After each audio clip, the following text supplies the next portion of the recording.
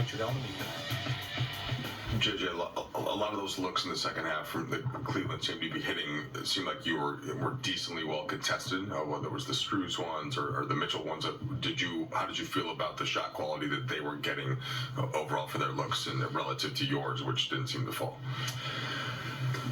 They have some really good shot makers on their team, and overall our defense, in terms of execution, physicality, intensity was good. It's funny, you think about some of those threes they made and some of the threes we missed. They were obviously able to generate 11 more, but it's really the difference in the game. If you're going to have that level of disparity from the three-point line, the only way to really counteract that is to get a really high amount of free throw attempts and then have no free throw attempts, and we didn't get that tonight. It's you thought we generated good looks, and they didn't go down.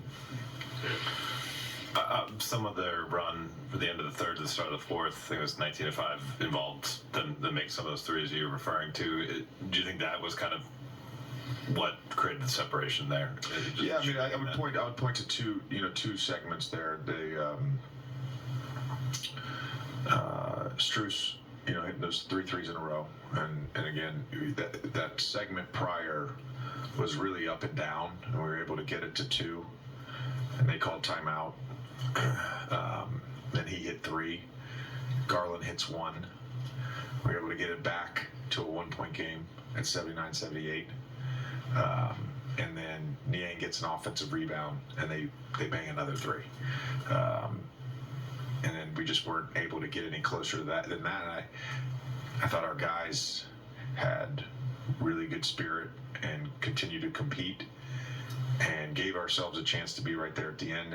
We didn't get a stop coming out of the timeout.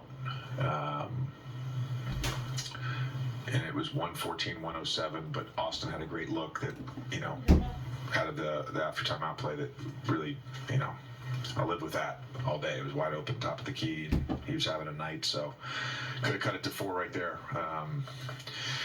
We certainly had our chances, and really believe this against teams as good as Cleveland. You have to play close to perfect basketball. They're not going to let you beat them. They're not going to beat themselves. They really believe in what they're doing, and you look at some of the numbers there. Mitchell hit some threes, but Mitchell, Garland didn't have great shooting nights. I thought our guys did a good job.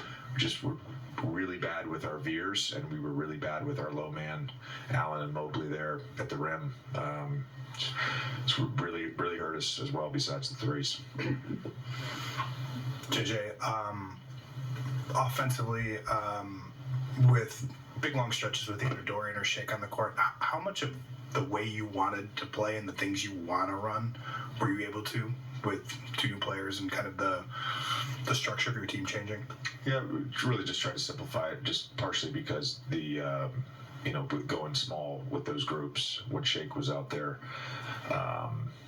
really just trying to play middle of the floor, 2-man action, trying to get behind the defense, space the floor behind, and thought that would give us an opportunity to generate some threes. But so in terms of organization level, it was very simple.